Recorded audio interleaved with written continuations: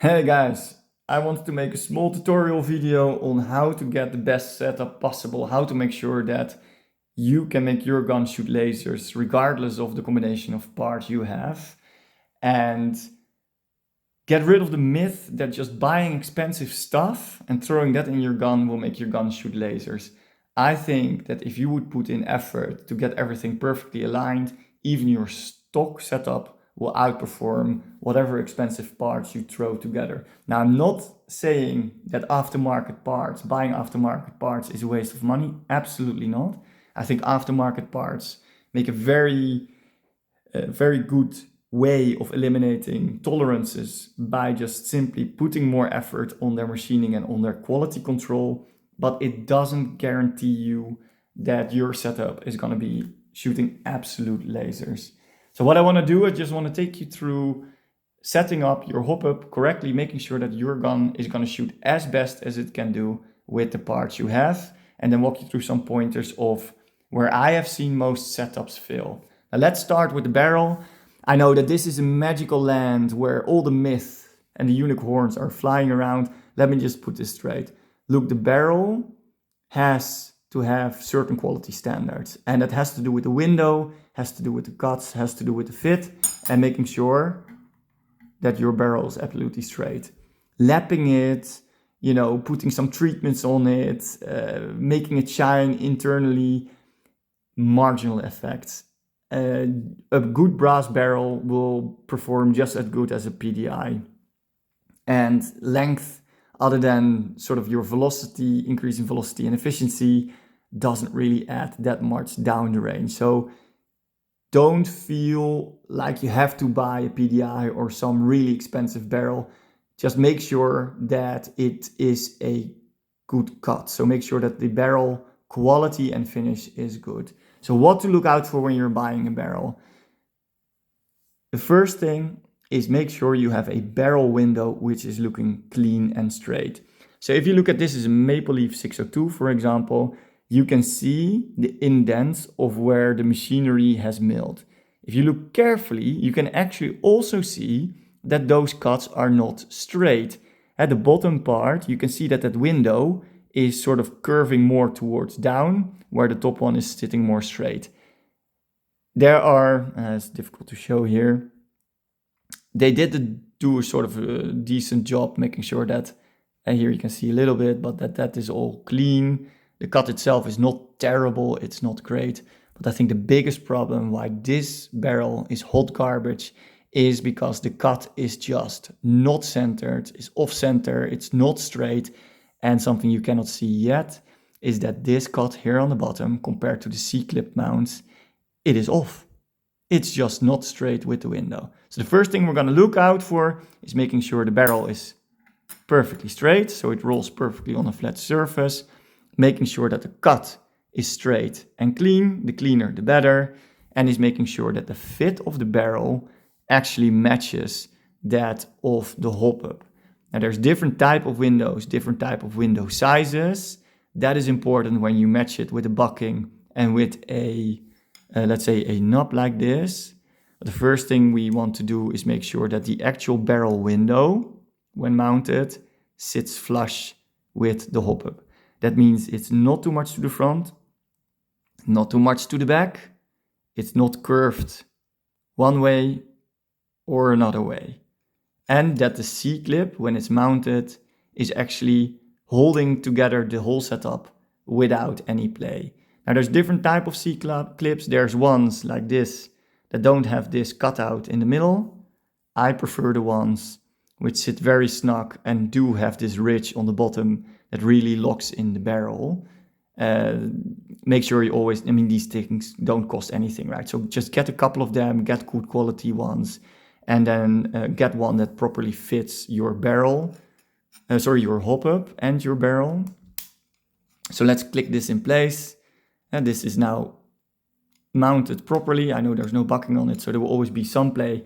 But what to look out for here is that you don't have play like this. So the more snug, the better. You want it to be absolutely flush with no possibility of torquing it to the left or the right. So the tighter this is, the better. And once you had a C-clip that is perfectly fitting your hop-up unit, locks in place your barrel, it is time to actually look down the barrel. And then you immediately see the problem of this setup is that two parts. This window sits a bit too far to the back compared to the hop-up unit. So it actually locks it in quite a little bit to the back. And that's also the type of cut that the maple leaf barrel has. But what is more important is when I center it here, when I center it with the C-clip, the barrel is actually twisted. So you can see the cutout at the side of the barrel of this window, where here that cut is actually hidden in the hop-up. Result of this barrel when mounted is always the same. It curves to the left. So it applies hop too much here, gets a really angle of the hop-up patch, because the hop-up patch obviously is also a little bit more here, and then it just starts curving to the left, and it shows a very irregular, let's say, pattern of flight. So what you really want to look out for is making sure the C-clip and the barrel fit absolutely perfectly. You have a barrel which has a very clean cut, and most importantly, it's fucking straight, because this is a hot piece of garbage that belongs only one place, and that is the trash bin. So we're gonna remove this for now. I'm just gonna take a brass barrel and then move on to the next part. So the second thing you wanna do is you wanna make sure, so we now have a barrel that fits our hop-up, right? So we have tight, we don't have any tolerances, we don't have to use sticky tape, we don't have to use Teflon to shim it, but we do wanna make sure that we have a bucking which also matches the barrel. So every barrel has a certain size of a barrel cut. That is how wide it is and also how deep it is cut. But not every bucking is designed for the same barrel. So always make sure you try a couple of buckings. You have a couple of them laying around, because they don't always fit perfectly. Now, if you take this example, the ASG standard MTW barrel, and you really look carefully on the maple leaf barrel, the first thing you'll notice, and I know this thing is not done properly, right? You see that it's not put on really well, but the first thing you see regardless is that the centering nudges, I don't know how you call these things, they are sitting really far to the front, and they are really pushing onto the ridge. And it kind of deforms the bucking, meaning that there's not enough tension here, right? This is sort of pushed up by this part, and it's pushed a bit to the front. So this barrel is deforming the maple leaf bucking. So this is a maple leaf silicone super macaron bucking. It is deforming.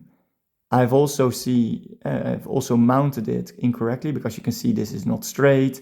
That means that I've put too much tension to one part of the bucking. So make sure the bucking is on straight, and when you're looking at the bucking, make sure it's a bucking that actually fits your window. Now, the easiest buckings to overcome this problem are your typical classical ridges. They are always more or less in the center of this barrel window. They're smaller than the barrel window. They're narrower than the barrel window. So these buckings fit pretty much every single barrel properly. Going back to this, so let's say you want a maple leaf bucking or a Bugatti, because I think they're much higher quality than the maple leaf ones. These type of buckings you choose because they do a great job at centering, plus their bigger contact patch also means that they have a more flat and predictable trajectory of flight. So there's benefits to these type of buckings, the same benefits of having an R-hop, which is even more extreme. But the idea of these is the bigger the patch, the more important it is that everything is absolute flush and absolute centered. This is why a lot of people struggle with R-hops, because even a little bit of offset and your BBs will fly all over the place. Do it right, then they perfectly center, and they have a very big contact point, which means that they have a lot of range with a very flat trajectory, which means it's very predictable where your BBs will land. For this movie, we'll continue with this bucking. So let's assume that we've put on a bucking that fits the barrel properly. We've aligned it properly, so we didn't put it on cricket like this one. we have a perfectly mounted bucking. Then what we do next is obviously we mount this one. So we put the barrel and the bucking in. We make sure that we don't use silicone to lube it, because that will just sort of keep everything too loose. Use some spit if you want, but make sure you don't twist it. So when it's too tough, by pushing in the barrel and the bucking, you can actually twist the bucking. So make sure you have a smooth, proper sort of insert of the bucking and barrel into the hop-up unit. Don't start twisting it, don't start pulling it, just make it a fluent sort of one-time push in, centered at the right place. We will lock in place this barrel now, and it is. So then we have a C-clip that fits, we have a barrel that was not hot garbage, we have a bucking that should properly fit the barrel, and at that moment when you would look down the barrel, you will see a patch that is perfectly centered, not too much to the front, not too much to the back, it's not twisted to the left, it's not twisted to the right. We have a patch that is centered perfectly in the hop-up window. So we're happy if we see this. Then the next thing we have to do is make sure that we have a hop-up arm and we have a nub or an integrated one like the 1.0 that is perfectly flush as well. Now, what do I mean with perfectly flush? That means that when the arm is in there, there is no wiggle room, not up and down, you cannot torque it, so you cannot do this. It needs to stay perfectly in the hop-up. The less movement, the tighter it is, the better. The same is for the hop-up wheel. So whenever this is in the hop-up wheel, what you don't want to see is that it slowly torques it. You don't want to see that there's play. Whenever you mount the wheel, you mount the arm. This thing should be rock fucking solid. Now, we have now gotten ourselves a hop-up arm that is rock solid. It perfectly fits our hop-up unit. So this is a hop-up arm that we would be happy with. I'm just going to ignore this for a moment. Then the second part, what we need to do is make sure that the placement of this nub holder is actually in the right position. So if I take this little pin, put it in the arm, and I just pretend that I'm gonna mount it, we can actually see where that contact would be. So where this hop-up arm would contact. And then you see something super interesting when we do this combination. I don't know if it's very visible, but if you look carefully, the placement of the knob in this arm would actually sit too far to the back. The triangular concaves, like the Maple Leafs and the Bugattis, they don't like it when the hop-up is pushing too far to the back. They actually want it to push more to the front. Why? Because the contact point and the centering is bigger here than it is in the back. And also, if it's more in the middle, the contact patch of a bigger knob will actually perform more of a hop effect. So you will have a flatter trajectory. If you use a Omega nub with this arm and this combination, I can guarantee you will see a lot of over and under hop. And I would even say that, let's say left and right consistency, you would see some flyers left and right, but most importantly, you would see quite a bit of over and under hop in this setup. So we remove this. For now, we've seen that that arm doesn't properly fit this combination. That would be already a conclusion that this arm would not be right. That's also the reason why this performs so much better than I ever got this to function, even though I used something without anything so I could place the knob whenever I want. But I just want to zoom in before going into that more on this whole knob thing, right? So why are there so many different knobs and what is the right knob for you? Now I already showed a little bit, but the knob size needs to obviously leave no play, right? So if you look at this, it's exactly the same size. Actually, it's attached to the arm, right? So theoretically, this is the most rigid and the most perfect type of knob / arm you could get. Let's assume, and because of what we have now, let's assume it's not off center like now, right? Where it's sitting too far to the back and where if you would add, let's say a bucking, it would actually push down next to the knob. You want to see the knob and in this case, the concave of the bucking exactly aligned. So a small concave like this requires a smaller, a thinner knob, because you don't want it to push on the sides, you want to push only on the ridge itself. A larger patch like this or an R-hub, you want to fill out that whole space between the barrels, so the same length as the barrel, as a knob. So you want something that is as big as possible, as long as possible, so that it perfectly fits. You want something that is really hard, like the Silent Industry knob, or the ones I like very much are the aluminium CNC knobs. But you want something that is able to fill the entire patch and matches the size or the layout of the patch. So again, right, small ridge means you need a small knob. A large section ridge, you need a larger knob. You want the knob to match the patch, so the knob to match the ridge of the bucking. Now then there's another thing, and we get into this really theoretical part. Separate arm with knob. It has a benefit that you can choose the knob which you want. It has the benefit that when you have an arm that moves like that you don't have the problem of this knob, is that you're, only now you're in the right angle. But the moment you apply more hub, it gets sort of frontward focused, and less hub means it's backward focused, right? You see that the knob is no longer perfectly contacting. The knob is not perfectly contacting the bucking. You want it to be always sort of centered. The two-piece design allows for the arm to swivel, right? You can see it can rock forward and backward. This is great on the one hand, because it means it kind of always applies force to the bottom, right? So it always makes sure that you're pushing down. But the reason why this setup will always show more over and under hub than, let's say, a one-piece, and I know this is a two-piece, but a one-piece TDC, so where the sledge pushes down only exactly to the bottom, is another effect.